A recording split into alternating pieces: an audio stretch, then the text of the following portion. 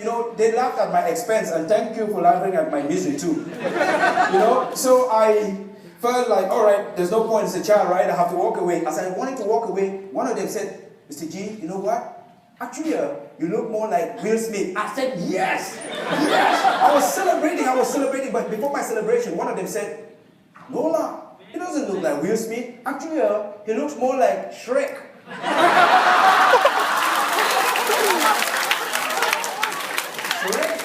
So I become a cartoon character. I went home that evening and examined myself in the mirror. It turns out, I think that young man was right. I think that I do look like Shrek, but I sound very much like Yoda. So, if I ever catch them, I'm going to whisper into their ears, young boys, all that glitters is not gold. And I don't know when I'm going to see them. And it's the same thing that I should have whispered into the ears of that gentleman in Toronto, Canada last year. Do you want to know what happened to me in Toronto, Canada last year? Yes. Yes. Thank you so much. Thank you so much. You are very generous. So come with me to Toronto. I have been introduced as the presenter from Singapore. I was feeling tall on that day. I was feeling really proud. I was carrying this unique aura of Majura, Singapura. But just before I stepped to the stage, a gentleman sitting like right there where our district governor is sitting, with broad specs, middle-aged, white guy, he said to me, did you say you come from Singapore? I said, yes, sir. He said, but you don't look like Singapore. You don't even look like Lee Kuan Yew. I said, sir, but of course I don't look like our minister mentor. I'm not yet a senior citizen. What do you mean? He said to me, you know what? I used to live in Singapore. I lived in Singapore for 7 years. I never saw you in Singapore. Then I'm losing my control. I'm like, so, okay, so are you a Singaporean or are you a Canadian? He said, no, I'm American. I'm American. I used to work for the American Navy in Zimbabwe. I said, sir, but if my vision serves me right, you don't look anything like Barack Obama.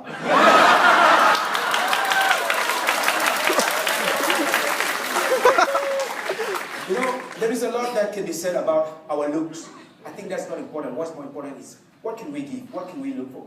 And I'm not just here to blame other people about how they make mistakes in terms of how we look like and misinterpret it. I have also made my own fair share of those mistakes.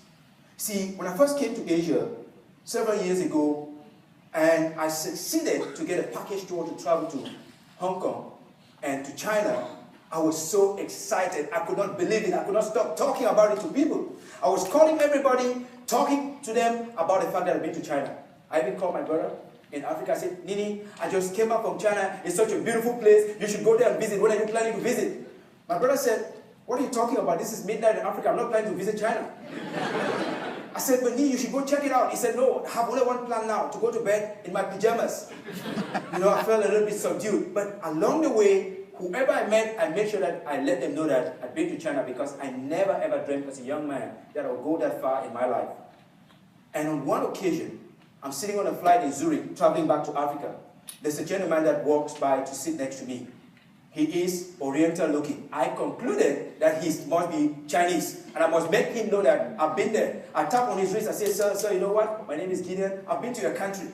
He said to me, what's the name of my country? I said, China. He said, I'm an American citizen. What are you talking about? So there I was. I was caught.